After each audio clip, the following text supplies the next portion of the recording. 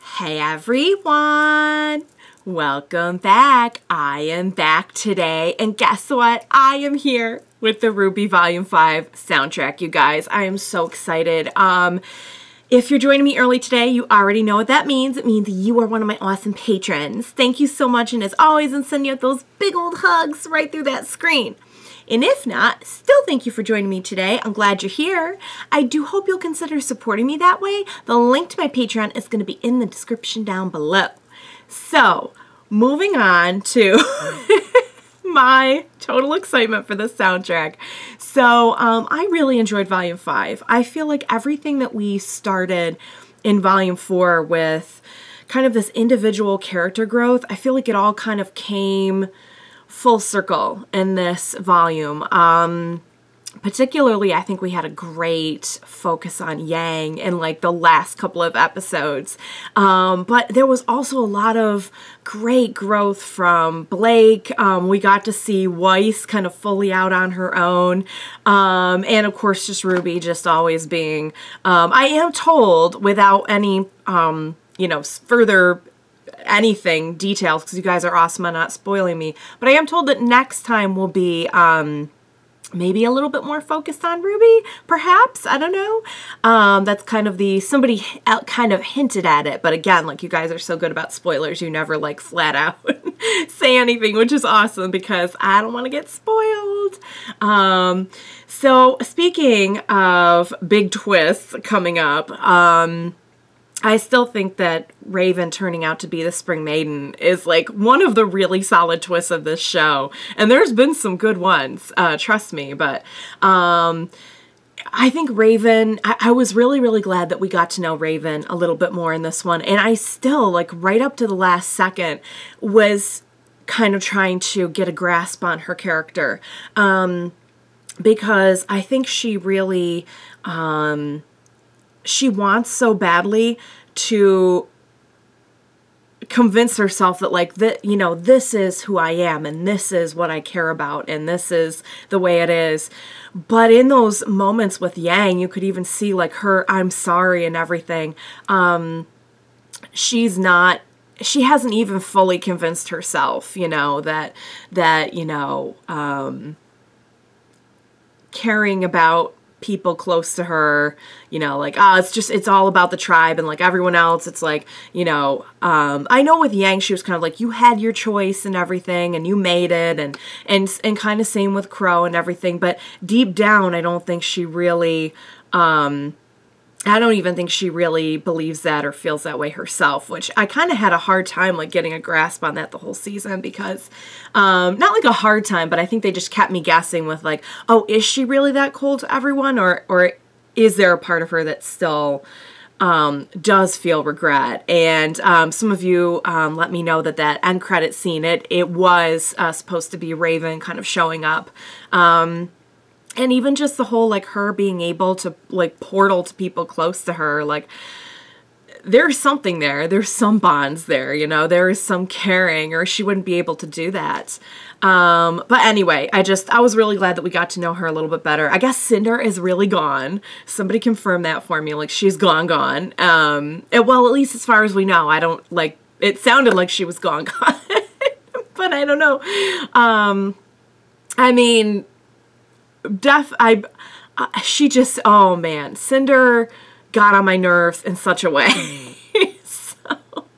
so like, I can't say I'm crying over that one, but, so I had a lot of fun with the volume. I think it was definitely like a, more of a character exploration volume, and I liked that. But we also had a lot of just, like, I do feel like it had its fast-paced moments with, kind of the end fight, and just really getting to, I think, kind of highlight how far everyone's come. Particularly when you look at something like John, finding his, not finding it, but activating his semblance. It's like a literal manifestation of how far we've come. Like, now he's finally kind of unlocked is, I like to use the word unlocked for the semblance, like it's some kind of like video game feature, but activated, I guess would be another good way to put it. So so I'm very excited to listen to the soundtrack. I have some great notes about the soundtrack. So there was a little bit of, I had to go and find, I had somebody else do it because I didn't want to even like type in RWBY on YouTube and potentially get spoiled. But I had somebody else go and find a playlist for me, but I'm using notes that go to another playlist, but it's all the same songs, but I think they're in a different order. So, so just bear with me as I you know, as I like to do, I like to read the notes that are very, very generously provided to me after each one to kind of see like, oh, was this, who is this about? What was this about? You know, what are the kind of like fun details? And so without further ado, guys, what do you say we go ahead and get started with the RWBY Volume 5 soundtrack? Let's go. Yes. Oh, it's super loud. It's super loud, but that's okay. This one I feel like you have to play loud. Oh, I love this song so much.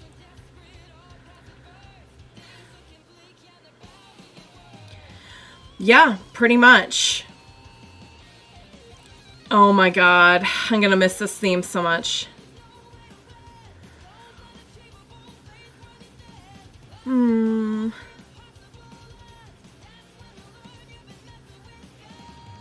Oh, mess up. Oh, that lyric reminds me of Nora. Strike me with bolts of lightning.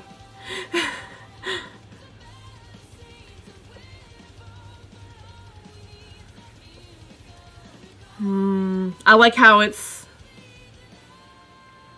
I like how we're getting like all the same scenes from the theme too. No.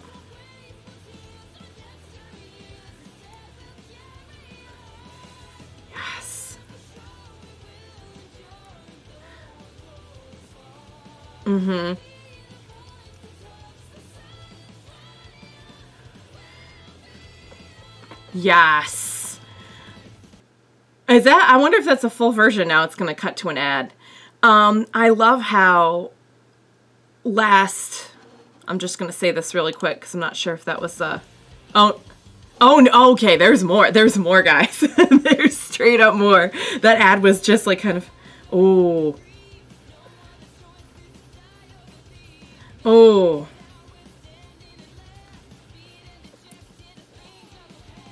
Oh, heck yes. I love that last theme was kind of about like, okay, this is where, I'm just going to listen to this first. Yeah.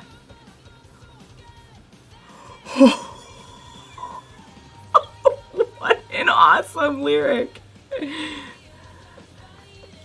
Yes.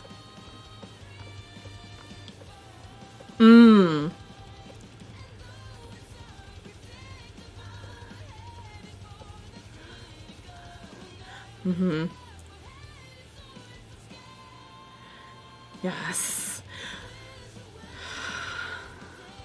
And I like that we're kind of like getting the actual theme put in too.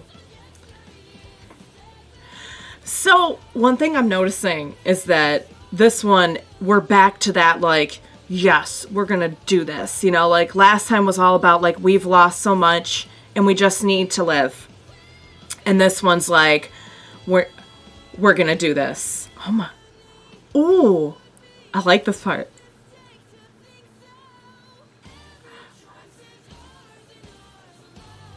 Little reference to the map. Yes. That's powerful. That's powerful. We're powered by every tear that's dried. This one, we've picked up the pieces.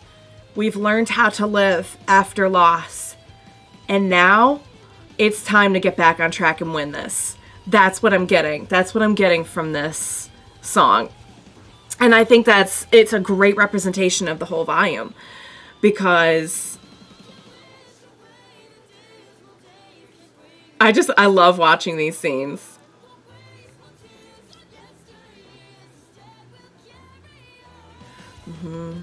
Where we've mourned, and now it's time to honor those we've lost by getting this done. You know what I mean?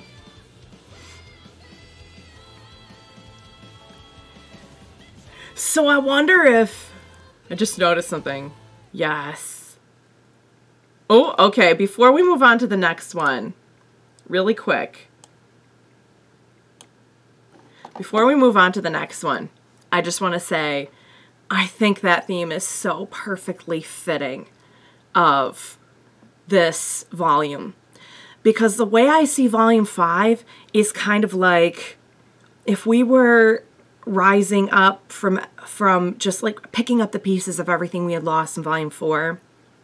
Volume 5 was kind of a slow build towards not just living, but towards triumphing again. You know, we started off the series on a very like, yes, we're going to get this done. We're going to, you know, a very hopeful note. And I feel like volume 4 was all about learning to move on after losing a lot of that hope. And even like the letter from the end of volume 4 was all about, you know, hanging on to that hope and fighting not just for those we've lost, but for all the ones that we don't want to lose. Volume 5, in my estimation, took that idea, and I feel like we slowly built towards, we took everything that we had started to rebuild in volume 4, and we took it back to that, like, there is hope. We are going to win this. We are going to get through this. Also, another thing I just noticed, like, I just put this together because it's the first time I've seen the theme since I watched the finale. Salem, that, like, image of Salem being all, like a big, like, one of those things you see at the Halloween stores that, you know what I mean? One of those, like, giant Halloween decorations.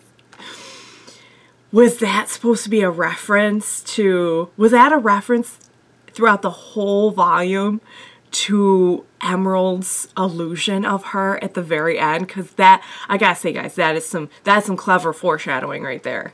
Because it's not anything you would like put together in your head like, oh, they're all gonna see that image of her at the end. You're just figuring it's some kind of sort of figurative, like she's looming over them. But that's pretty cool. If that was like a reference to that the whole time, that's pretty awesome. All right. Oh, I have notes. I have notes before we move on. Okay. The first song on the list is always the opening song. It talks about the pain and tragedy the characters have gone through up to this point and how, despite all the bad things they've gone through, they will choose to fight on together. And at the end of the day, they are the ones left victorious overall. Yes, right on. It also makes a reference to the line from Volume 1. It's also a gun. I love that. I'm a girl, but I'm also a gun. That Ruby says to John when they first met. No extra fun facts on this one. So the gun thing, I guess, has become like a huge meme about how like everything's also a gun. So I love that they put that in there. I think that's just fantastic. I love that they're so in touch with like they'll reference little things that are popular with the fans. I think that's so cool. It just goes to show like how in tune they are with their fans. Our RWBY is. All right. Then okay, so the next one, I'm not sure if these are all in the right order or not, because it's a different order than the notes that I have. But the next one we're going to be listening to is All Things Must Die, which sounds cheery.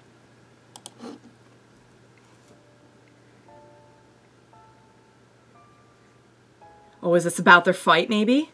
Is this about the fight between Raven and Cinder? Ooh, those notes, though.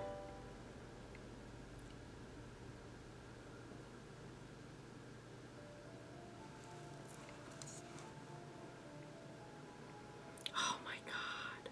Oh my God. Like, eerie, but almost sort of whimsical in the notes.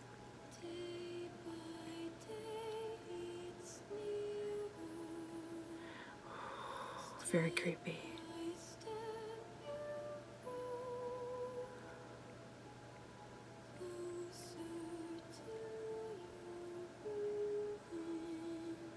Oh, this is about like, this is from maybe Salem or Cinder's perspective. That's true, but I have a feeling you're going to twist that. Okay, yes.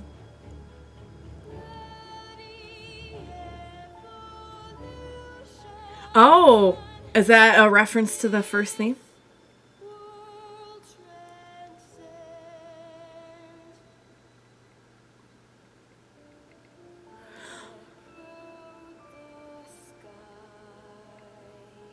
Oh.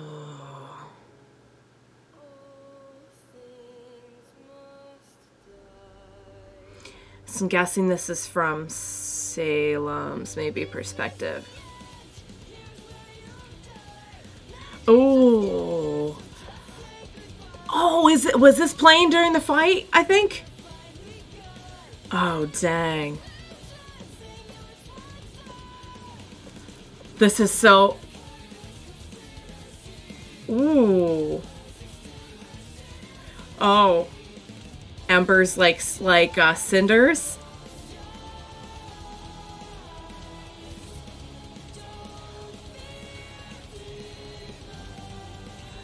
Oh man, listen to this though. This is like such a rockin' song.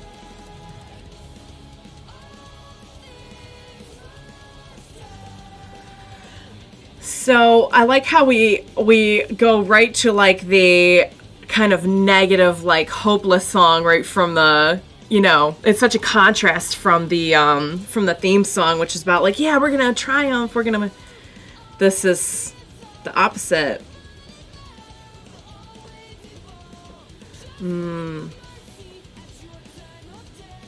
God. So dark, though. Gleefully voicing this eulogy. Gosh, just so poetic.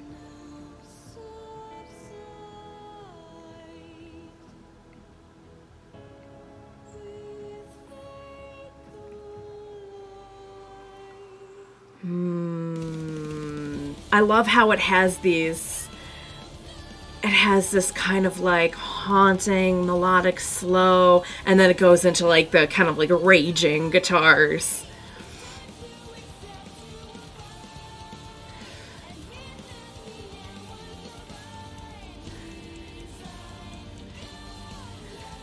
So it's to me it feels like literally the opposite of the theme, because it's like you're gonna die, give up. Let death be your guide. That's dark. Oh, such a cool contrast to the opening though. It's like just give up your hope, just give up your life. Just die. The guitars though are killing me.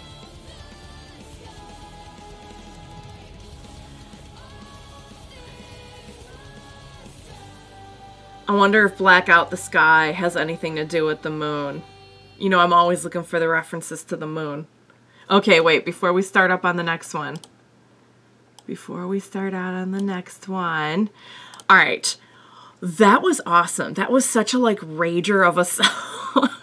And I love how it starts out very, like, calm. And if it... I feel like it was, like, a Salem focus song, or from her perspective, either Salem or Cinder. And there is kind of this calm, creepy strength that Salem has.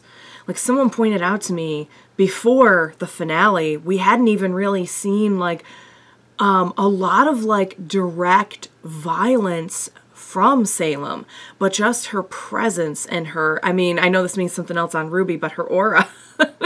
It's a totally different thing, but I'm using it in the more broad, generic sense. Kind of carry this like calm, creepy air of danger. So I love that the song starts out like very melodic and slow, but carries this kind of weight to it, and then we get to like the rager part of it. So let's read our notes. I love that song. Total contrast to the opening, by the way. Okay, so that one was called All Things Must Die. Song starts very quietly, almost like a fairy tale being told. Good point. It then switches to a very heavy rock symphony for the rest of the song. It plays during the fight between Cinder and Raven. The song is about both Raven and Cinder. Okay. Murder, unkindness, conspiracy. This line references crows and ravens. Oh, this one went deeper than I thought. A group of crows is a murder, and a group of ravens is an unkindness or conspiracy. I did not know that. I feel like I'd heard that somewhere in my life, and it had just completely went away from my brain. The song can be seen in two different ways. Cinder's view, that all things will die to the Grim and Salem, whatever her master plan is, which is, I knew it had something to do with Salem or Cinder. Raven's perspective, life is futile and all things will die eventually, so why worry about whether they die now or later? That's a great point. Oh my lord, the wordplay with the murder and unkindness and conspiracy is so spot on. I love that. I love that that kind of care and attention to detail goes into these songs. That's an excellent point that, you know, yes, on the more surface level perhaps, it's about the villains, you know, it's about Cinder and Salem and give up your hope, everything's gonna die, you're all going to lose to us, but it could also be kind of about Raven's just kind of helplessness, almost kind of a learned helplessness against the world, which is kind of what drives her. That's awesome. I love the duality in that. I did not initially pick up on that, but I totally see it now, especially with that line about the murder and unkindness and conspiracy. What a layered song. Wow. And again, I just feel like it's so contrasting to the opening, you know. But I feel like some of the deeper themes of the show are all about the contrast between RWBY and her team and just the kind of non-stop hope and determination that RWBY brings to like everything in her life versus, you know, Salem wanting to just watch everything be destroyed. Great song. And also just like musically an awesome song. That guitar in there, though. The guitar is blowing my mind. This whole thing blows my mind. Casey's like so... Casey and Jeff just blow my mind every volume. And you'd think, like, how are they going to top themselves? And they always manage to, like, pull something new out of the bag. They're just awesome. Okay, so let's move on to the next one. Next one we are going to be listening to... Oops, I opened the wrong tab. Stand by. The next one we're going to be listening to is Ignite. Ooh, this should be good. Oh, yes, a Yang song.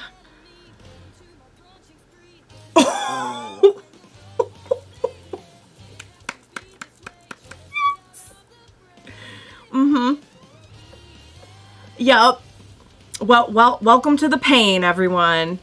Yang's gonna bring the pain if you get in her way. Oh my god, I live for the Yang songs. Oh. Little mother reference. Yep.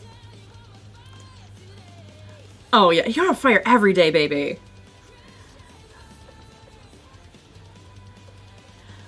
She's gonna teach you. Yes, the eyes.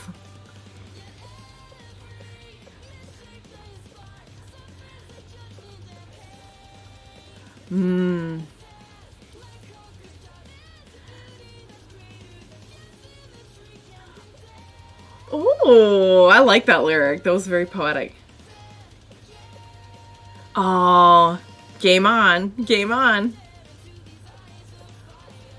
Oh, I love how the Yang songs are like, don't mess with me. Oh, man.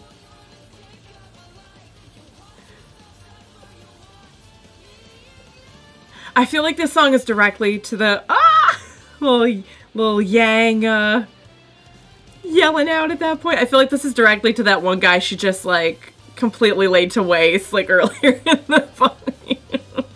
Oh my god. Ooh, why not? Mm-hmm. Oh, no.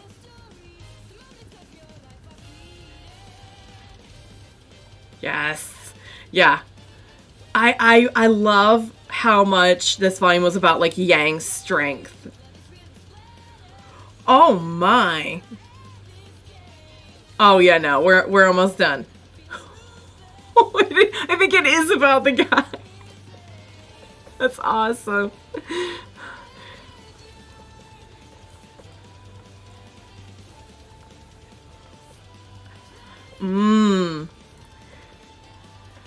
So I feel like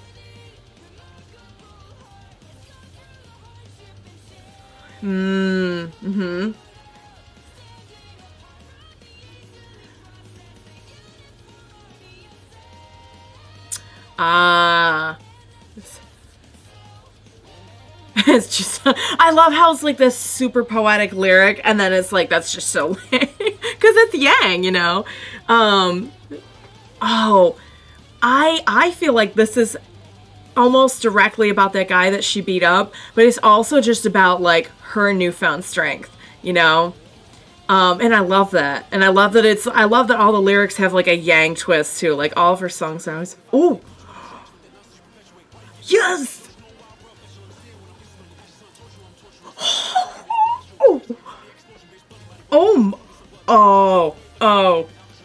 Oh no.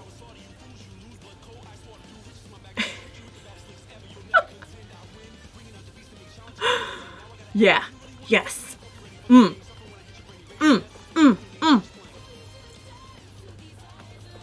love the rap interludes. I freaking live for them. They're always so good. Oh my god.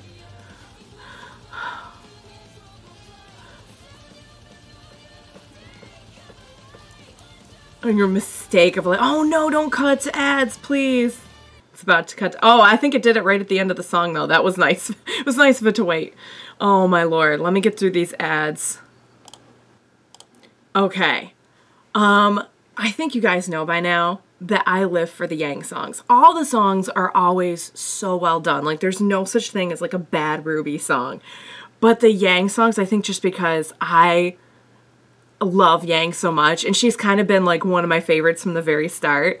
There's just something about them. They always have this great, like, I'm just gonna lay to waste, get out of my way, you're gonna regret messing with me. And it's just very, like, fiery and empowering.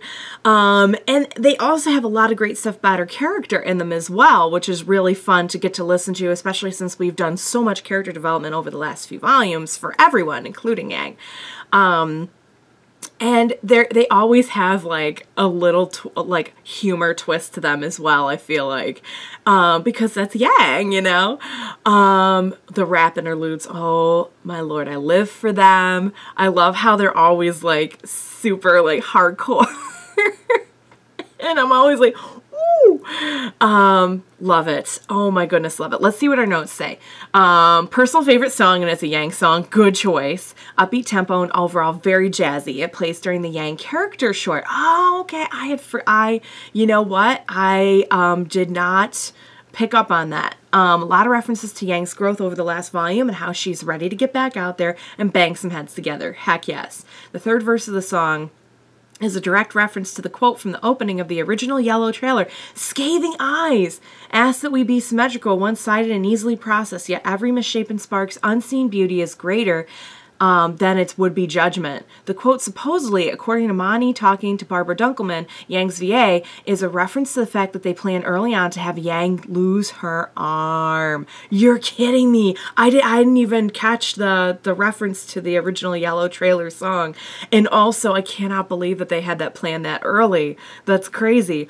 This song also features a Lamar Hall rap break. Heck yes, I love the rap breaks. All right. That was very enlightening. I'm so glad I had these notes. Thank you for the notes, because I would have, that reference to the Yellow trailer would have gone over my head, but I love that. I did pick up on what was it, a few songs ago, that there was a kind of a reference to like the first theme. So I love that we're at the point now where we've had just enough time kind of away from like some of the first stuff that was ever put out in RWBY to be able to make those references, and it's kind of like nostalgic, you know what I mean? And it also brings a lot of the story full circle.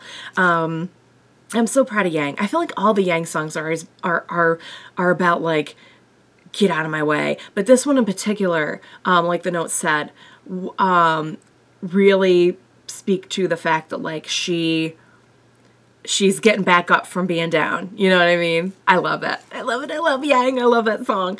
Okay, next one. This one's called The Path to Isolation. It's a Weiss song.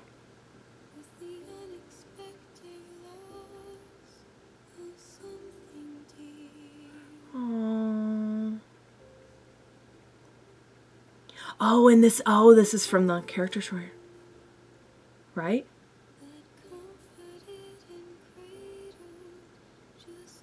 Yeah.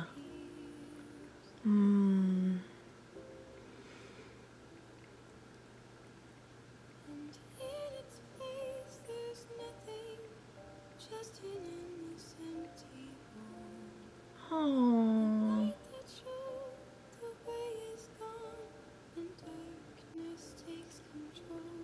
Oh my God. Speaking of like the loneliness, emptiness.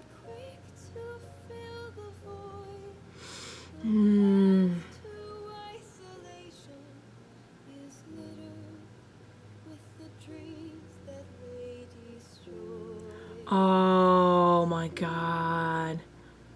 So sad and so powerful. I love that she pulled herself up out of this,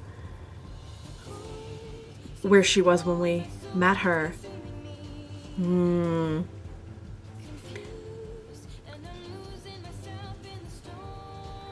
Can you imagine just the... Yep. The way that she grew up, the environment. She just had no...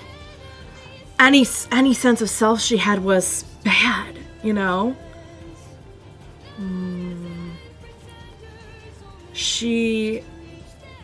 I feel like she, besides maybe like Winter, she really knew no real love or caring.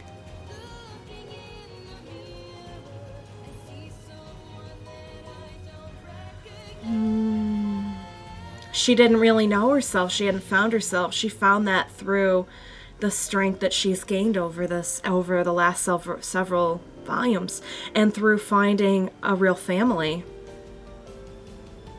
Oh my God, I'm so proud of her. Yes, here we go. Here we go.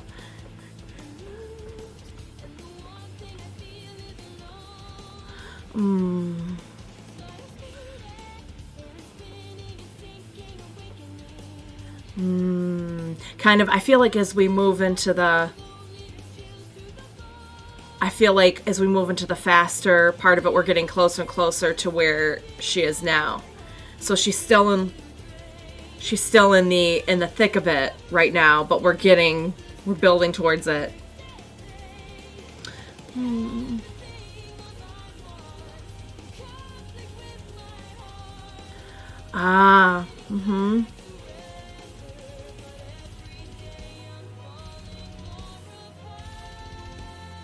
She had like no foundation, you know? She had like, her only foundation was just being pushed around and told what to be and what to do, and no real like caring or compassion.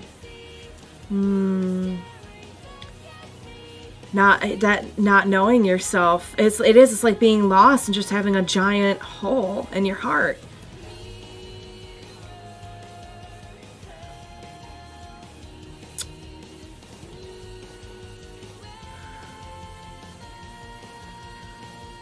I think that's an excellent point, that just on top of the... Oh, did we move into a different song? Oh, we did. We moved into a... Hang on. We moved into a different song there before we move on to that one. Oh my Lord. I'll tell you what, guys. The Weiss songs, they just, I don't know what it is about them. They just hit me in such a way because I feel like through the songs, you can truly understand some of the like first person perspective of the trauma that Weiss has been through. And, you know, we've her whole thing with like being the ice queen and everything, that cold exterior, there's something about hearing things from her perspective, like being on the other side of that cold facade that we saw her with so early on in the series.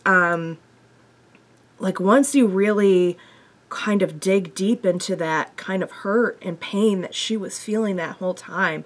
I don't know, there's just something about the Weiss songs that really get me. You guys know the one from last time. Oh my Lord, I still can't even like listen to it without breaking down. It's such a good song, but you know, I think this one really, I think it really explores a lot of the pain and emptiness and confusion, you know? Like, I felt a lot of confusion in that song. The kind of trauma that comes with the kind of abuse that Weiss has been through, it does come with that, like, you don't know who you are.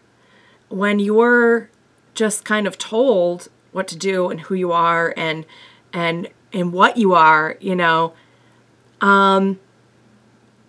if you try to think past that or move past that, you just move on into like this abyss of like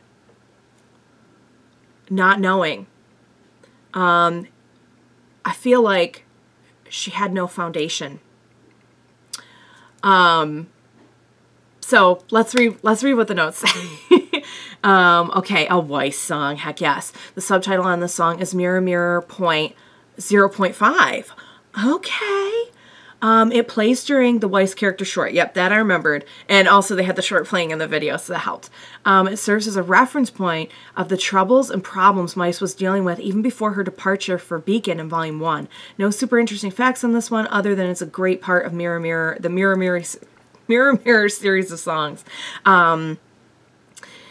I love this kind of symbol of the mirror that we've come up with. Sort of this focal point that Weiss references in all of the like first person Weiss songs. I think maybe there's something too about the fact that Casey actually voices Weiss's actual singing voice that really makes it even more personal. You really do feel like you're hearing her inner monologue. But you know, the fact that we have this like the Mirror Mirror series is a great name for it. Particularly earlier on, like when we first met Weiss and before we first met Weiss, like the character short was before Beacon and everything. It really helps to emphasize, I think, like the loneliness too, you know, the fact that like this was what she had to lean on, you know, this inner monologue with the focal point of the mirror. I might be reading too much into it with the mirror, but I don't know. I just like the Weiss songs. I feel like they always get me. Excellent. So well done. Okay, let's jump into the next one. Man, just like the Weiss songs though, they always get me. There's something about like that trauma that she went through that just, and seeing her rise up out of it, she has seriously become like one of my favorite characters of all time. So, all right, next one. Next one is called This Time.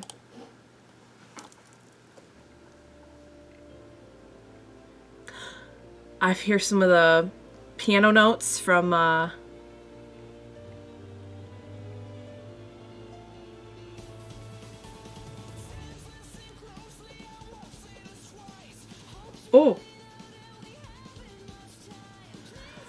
Oh, this is about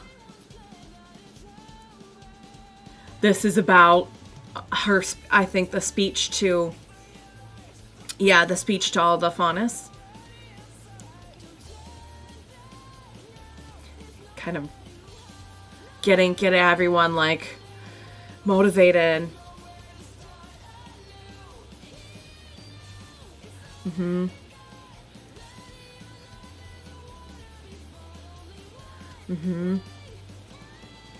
Yeah. Oh, I was so proud of her during this speech. Her speech.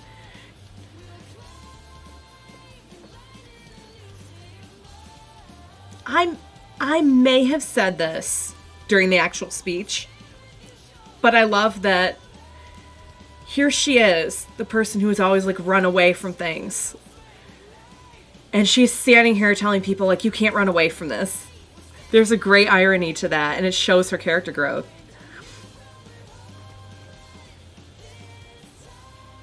And also, kind of about like the fact that at the end they decide to put together a new White Fang with her dad back in charge and everything. Oh, the guitars though.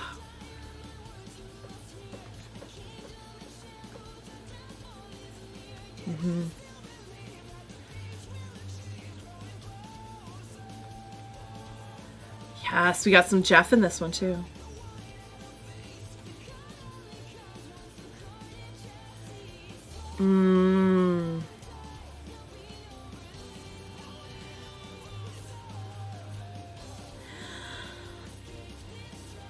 So are the Jeff parts?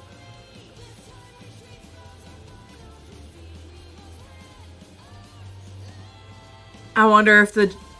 I'm trying to tell if the Jeff parts are supposed to be who they're supposed to be. Yes.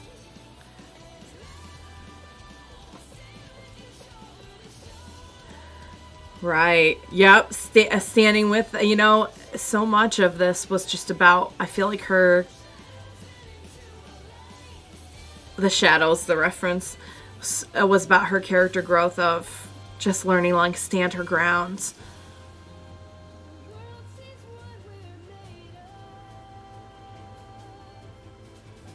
So proud of her. Yes. Oh, great reference there about the spite that Adam kind of embodies. Mm-hmm.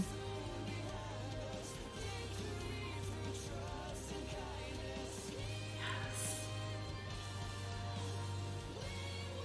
It's not the easy way, but it's the only real way, you know, I think is a lot of what she was getting at. There's something about the way that Adam motivated people through kind of like the, I feel like he played on people's fear and hate, you know, and she is all about the hope and love that she has learned from her journey.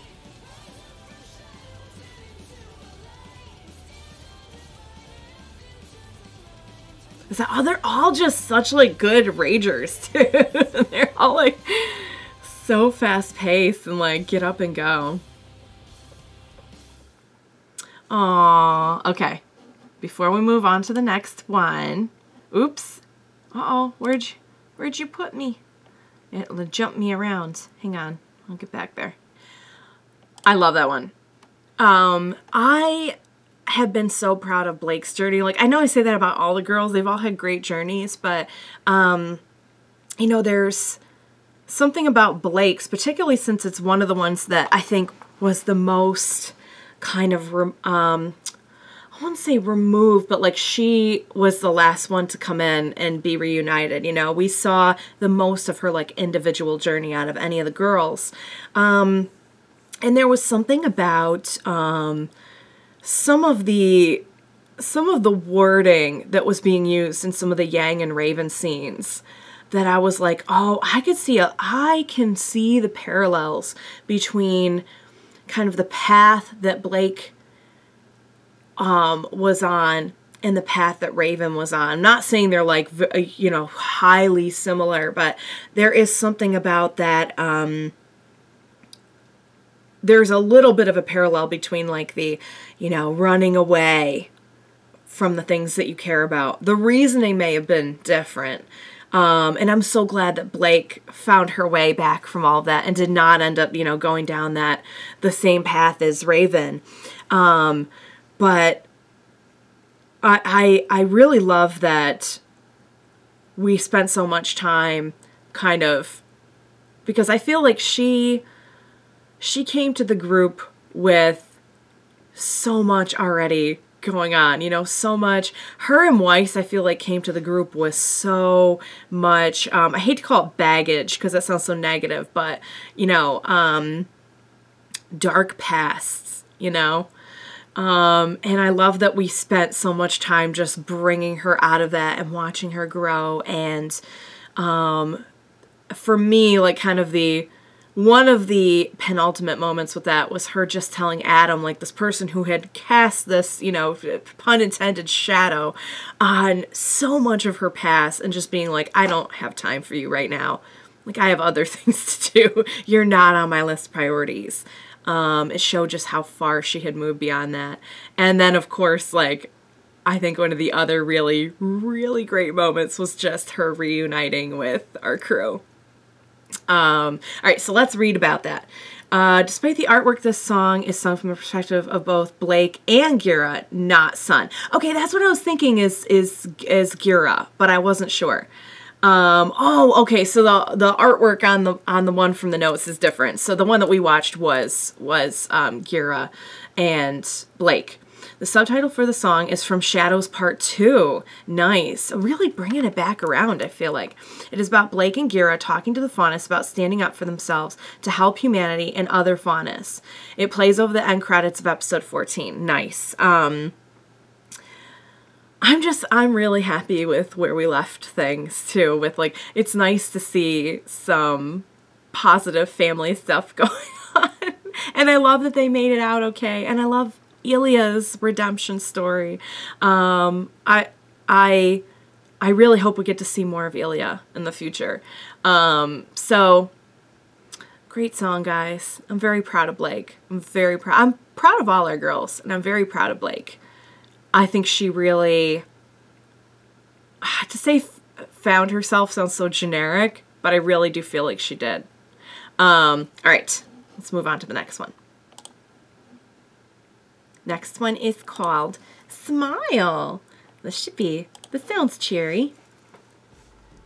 It's either going to be cheery or sad. Oh, is this an Ilia song? Oh my god, I was hoping we'd get an Ilia song.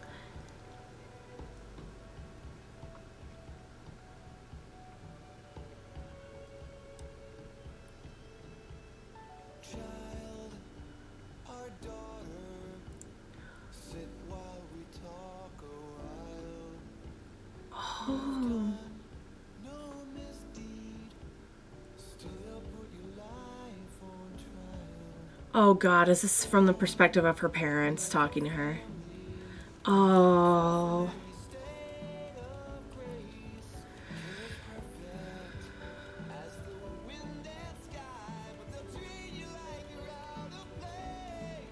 Oh god.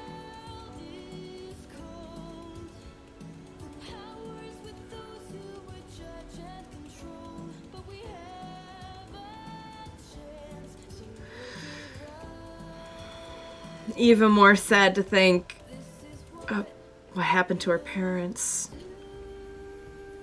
And this was the conversation, I'm assuming, about how she lived her life kind of before she was... Oh.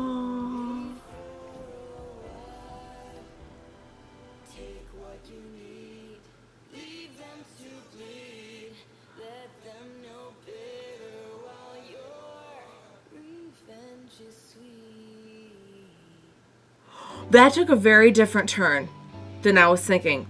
That took a very different turn. Oh, wow. Oh. Okay. Okay, and here's where it goes.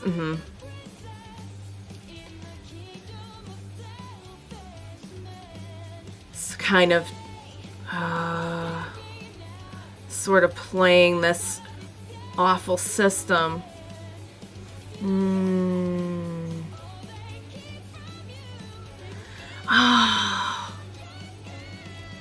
Oh my God, that just is way too,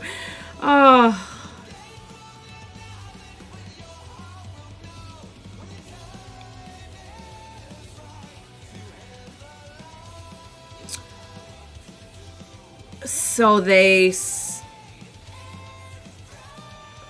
sent her in kind of knowing at some point she would be revealing her true self.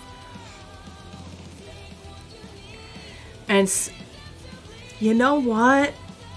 How can you fault, as awful as that is for a child to have to try and understand this? Oh.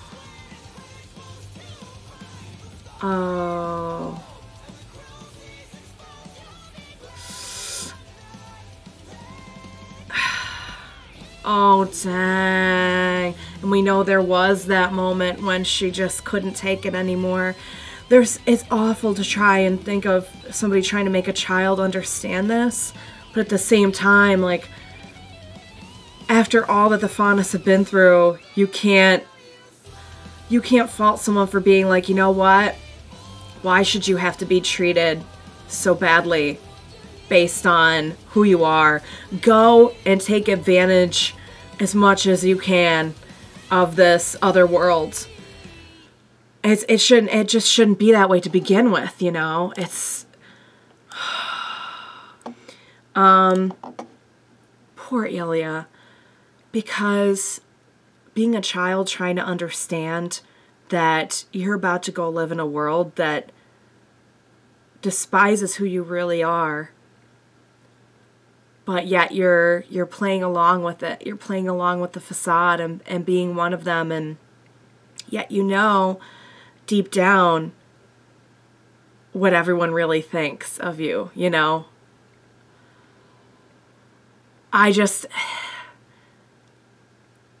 Ilia, to me, really embodies the kind of, you can see like her parents' reasoning and telling her that, of like, just take whatever you can and, you know, just take advantage of this as much as you can. You really do see how that bitterness and anger can get into your life, you know? And honestly, it's hard to say it wouldn't be justified, you know? I mean, we know Ilia's story. We know what happened when she heard those, you know, the so-called friends talking and everything, and it's just she could not take it anymore. You can see the justification for the, like, bitterness and anger and, like, why should we have to live this way? And they shouldn't have to live that way. And I think that song kind of illustrates, you can see how she would have been taken in by Adam's brand of, like, we're going to take back what's ours. And I feel like that's why Adam was so motivating for so many people. Sadly, changing things through determination and patience and hope and love, it's like you're still sitting and watching so much of this messed up stuff happen. Of course you would want to speed it up. It's a really great illustration of just why hatred and prejudice just suck. Let's read the notes. Which one was this called? Smile. The song starts from the perspective of Ilia's parents and their hopes for her future free from persecution as a Faunus. As the song progresses, it moves to Ilia's perspective and her grief and her movement towards her White Fang ideologies. So, yeah. They paint a picture there that you can totally see from, like, everything that she's learned as a child to what she's seen kind of in the human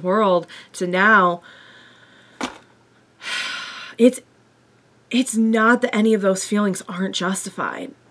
It's just, it's an awful thing to have to try and stand up for change in the middle of also like living in it and dealing with it, you know? It's just one of those things that like, it really gets you thinking, and it's a metaphor, I think, my opinion, for a lot of things that we deal with in the real world. And it makes me sad, but it also gives me a lot of hope to know where Ilia's story went at the end of the volume. That, you know, it's never too late to not go down the path of like bitterness and everything, no matter how horrible and awful your past has been. I love that she decided to try and change the world Blake's way, in a more kind of long-term beneficial way than what Adam was trying to do. Adam wasn't even, at one point, it wasn't even an equality thing. It was an oppression thing. It was, I'm not going to be happy unless I'm now the one crushing you. And deep down, I don't think that's what Ilia wanted. It's not necessarily what a lot of Faunus wanted, but just because of everything they had been through, you know, you can see how people would be taken in by like Adam's brand of justice, you know, and I think that's what the song was trying to illustrate. So, wow, this is why I friggin' love this show. It just gets me in such a way. All right, so I don't know how many we have left at this point, but let's see. I think we have like 1 or 2 left. The next one is called All That Matters. Oh, this is going to be a sad one, isn't it? Is this going to be a sad one? Oh, is this about them being reunited? What a great shot. Oh, my Lord. All our girls back together.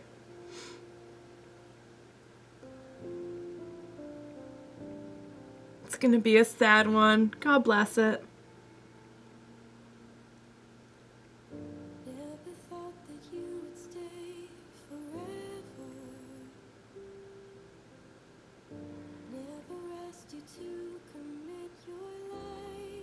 Is this kind of also about Yang and Blake?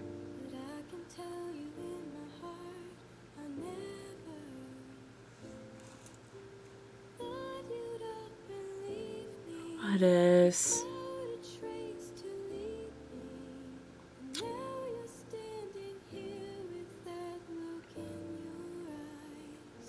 Oh, that moment.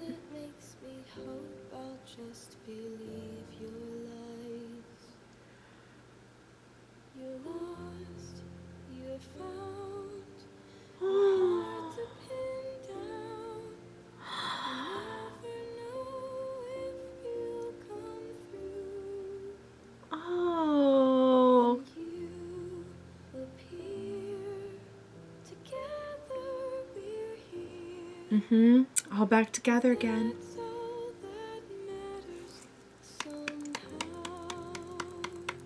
She's here. She came back to you. I love that. I love that we're getting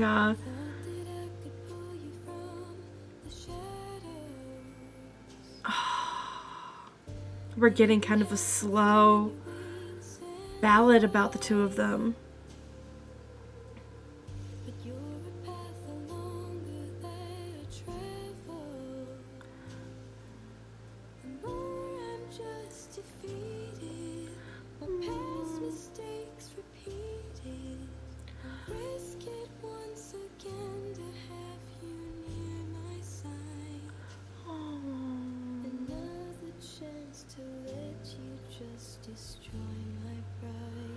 Oh, there's a vulnerability there. There's a real vulnerability there of letting her back in. But we're not going to get anywhere unless we're a little vulnerable to each other, you know? You gotta rebuild that trust somehow.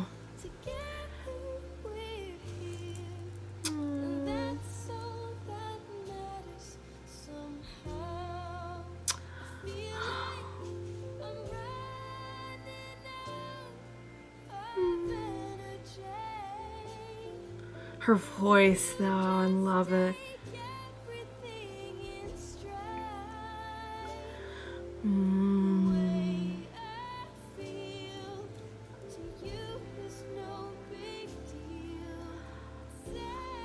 I don't think that's... What?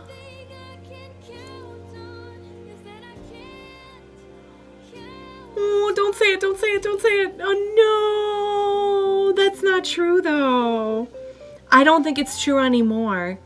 I think that Blake had so many of her own reasons, and we kind of got into this in the Yang and Weiss moment that we had in this volume. It had nothing to do with Yang, really. The reason why she left, you know, it was just she was afraid. She was afraid. And so much, I feel like, of these girls' journeys is about pushing past fear.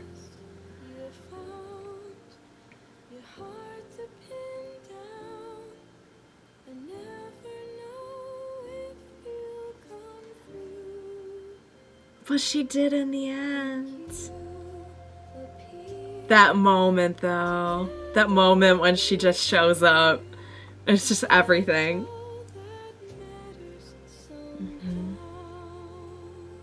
You're together again now. So much of both their journeys was about overcoming fear, you know? Blake with... Oh, let me pause it before we get into the next one. You know, we had Blake with the fear of the people she loves getting hurt and just running away because of that. And, you know, we saw even like Yang just showing up and showing her strength. And the scene with her and Raven being afraid but pushing through it to do what has to be done. And I feel like Blake's journey was about trusting her friends and not giving into that fear. And it's so hard to kind of hear it from Yang's perspective of being afraid to be vulnerable to that again. You know, like once the trust is broken, it's hard to rebuild it. But yeah, then she shows up and that's all that matters. She's here now. She came back. I just love that. I absolutely love it. I can see how it's about Blake coming back to the team as a whole, but it's really about Blake and Yang, I feel like. Let's see what the notes say. The last song on the album is a Bumblebee song, sort of. It is sung from Yang's perspective about Blake. It plays over the reunion of the girls in episode 14. It is also a reference to what Yang says to Blake after Blake says she's not going anywhere. Not much else here, just a good slow ballad. It's an excellent ballad, and I feel like we got that one kind of like cute, happy love song about Bumblebee, and it's nice to have kind of the contrasting like slow ballad about them as well.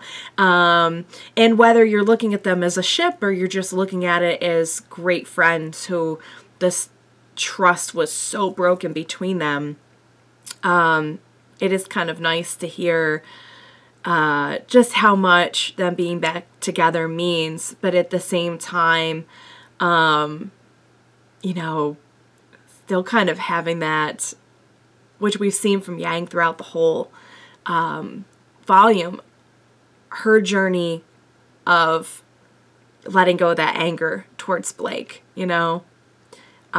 She needed Blake so badly, and Blake was not there for her. But Blake needed to go and forgive herself before she could be there for anyone else, I feel like.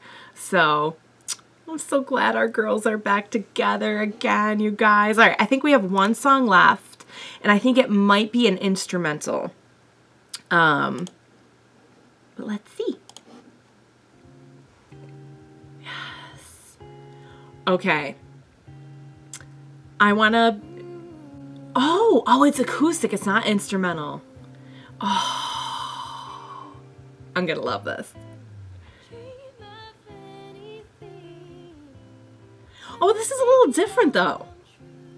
I mean, she's actually re-singing it. It's not just like a remix.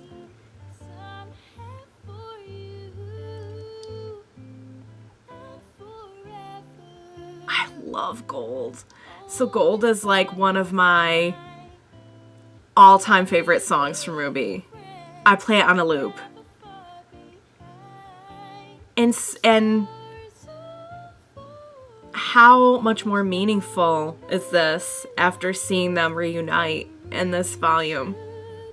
Having her say the I love you too. It's pretty special. It's a special bond.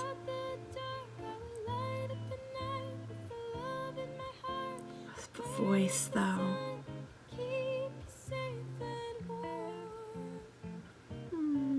Oh, I love that. I love it in acoustic.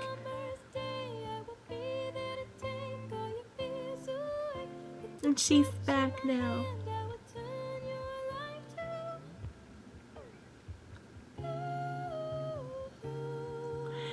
And you know, when you think about the fact too that by this point Casey was a little bit older and she still has that range that she can hit a note that high. Like, try to hit that note. It's a hard note to hit. She's such a range.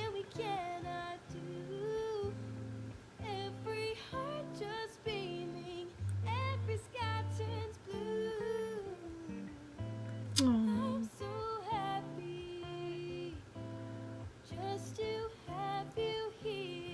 I feel like it is more meaningful now that we've had them be apart, but they're reunited in this volume. And we do kind of get to reaffirm this kind of bond that they've had as sisters. Also, could you see this a little bit as, I might be reaching here, but RWBY now kind of being the one, maybe a little bit from RWBY's perspective to Yang of like, I will keep you safe and warm now. I will be the one. We know that letter kind of brought Yang back out at the end of the last volume. So maybe a little bit about the two of them looking out for each other is...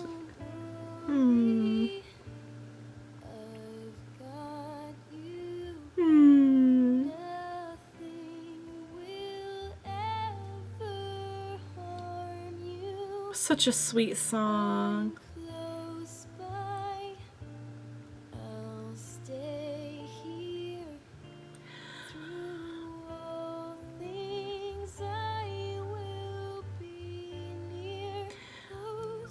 It is a little sad thinking that they were separated for a while.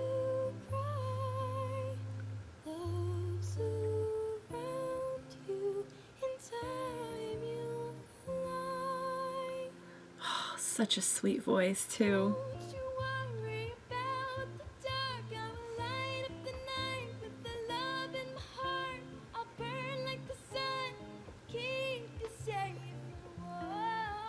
I just love hearing like a different arrangement of it. You can hear Casey's voice a little bit more in this one. I do love the fast version as well. It's such a fun song. Hit it, hit the note. Ooh. She's just so good. She's just so good. I wonder if the touch of the hand is from the hand that now has the different arm. Food for thought there, you guys. All right, guys. Oh my goodness. I don't think I have notes on that one. I think I just had a note saying like there was an acoustic cover of that one on there. What a great soundtrack. Oh my God. In terms of favorites, God, I don't even know. Honestly, and I I know I always pick I feel like I pick the Yang ones a lot, or the Weiss ones. I love the Yang one from this too. I love all the Yang songs. Technically, we got 2 Yang songs in here because we got the gold cover and we got the Bumblebee song, so we kind of got 3. But I might have to pick Path to Isolation only because I think the Weiss songs just hit so hard. I really can't put into words why, but there's something about kind of getting the inner monologue of like just her complete emptiness and loneliness and pain and trauma before enduring while she was with our crew, because she's had a long journey. It just hits so hard. But I do love the Yang songs too. And I love that we got an Ilia song on this one. I feel like Ilia is one of those characters that I'm like, she just grew on me so fast, and like I'm so happy that we ended up where we ended up with her, and I'm really, really, really hoping we get to see more of her in the future. I'm not sure if we do. Now that our crew is back together, it's hard to say like what we'll be, where we'll be, what we'll be doing. You know, we really kind of, there's still kind of a question mark on all of that. And we still have a lot to resolve too, like moving forward into volume 6. Like there's still quite a bit of thread out there. And not to mention that our girls have a nice little haunting image of Salem in their heads now to keep them up at night. That was not cool. That's probably like, that's worse than if Emerald had like straight up attacked them, don't you think? Like that kind of like lingering long-term pain that's going to be caused by that image of Salem, the fear, is like the worst kind of attack. So I love the soundtrack. They really brought it. They always do. Love that we got the rap interlude on the Yang song on, what was it called? Ignite. I love the rap interludes. They're so good. I feel like they really effectively were able to wrap up what each of the kind of like main characters at the forefront were going through in this volume. I cannot wait to put it on my iTunes so that I can just, because I do not listen to, I mean, obviously I've heard the songs throughout the series, watching the volume, but I wait to like listen to them in depth, like just like headphones and everything, until after I've done the soundtrack reaction. So the soundtrack reaction for me is not only like really getting to like pour over these amazing songs, but it's also like the trigger of now it can go on the playlist. Now I can just like loop it as much as I want to. So I'm so excited for that. I love the RWBY soundtracks. I love I love that so many of the songs here, I want to say maybe all of them, had really great callbacks to like the trailers or the character shorts or things like that. Like it really felt like we were bringing things full circle, not only in this volume, but like on the soundtrack. We had a great blend of rockin' songs, ballads, you know, the kind of creepiness that they can bring with some of the more like villain-centric songs always amazes me, because they really, both of them, Casey and Jeff, just have such a range when it comes to like writing and performing the songs. Anything else I want to say about it? Because sometimes I'll make a note of something in my head until I'm done, because I don't want to be like talking over all the lyrics and miss a good lyric. But I think that pretty much sums it up. Another great one in the books, guys. So I have been informed that there is no World of Remnant for this volume. I think we're done with World of Remnant now. There is a character short. Now, it's been proposed to me, and I love this proposal. I do think I'm going to do this, and I'll just state it here so we're all on the same page. The character short is like 7 minutes. It's a little bit of a long short. And since there's an odd number of episodes in volume 6, it was suggested, why don't you watch the character short along with episode 1 of the next volume. So to like watch them in the, you know, the way I usually do two episodes in a reaction. Because I mean, it did used to be that like RWBY episodes were only like 4 to 8 minutes or something. Remember those days? And this way it'll kind of even out. I won't have like an odd, like I won't have like number 13 or whatever it is, the last episode of volume 6, just like by itself. So I do think I'm going to do that. So next up, I will see you in the volume, would it be considered volume 6, I guess? Volume 6 character short and episode 1 of volume 6. I'm so excited, guys. I'm almost caught up. It's like bittersweet that I'm almost caught up because I will be so sad when there's not like just more RWBY awaiting me immediately. But I do think I'm going to explore RWBY Chibi after I'm caught up. Details on that will come closer to when I'm caught up. But I do I don't think I'm ready to like go cold turkey off of RWBY after I'm caught up because I don't know when like volume 9's coming out. So guys, another great one in the books. Thank you so much for joining me. I love the soundtrack. It's going on the iTunes next. I hope you enjoyed watching and listening along with me. As always, thank you so much for joining me today. Please be sure to join me next time for volume 6, and we will watch it together. Bye for now, guys.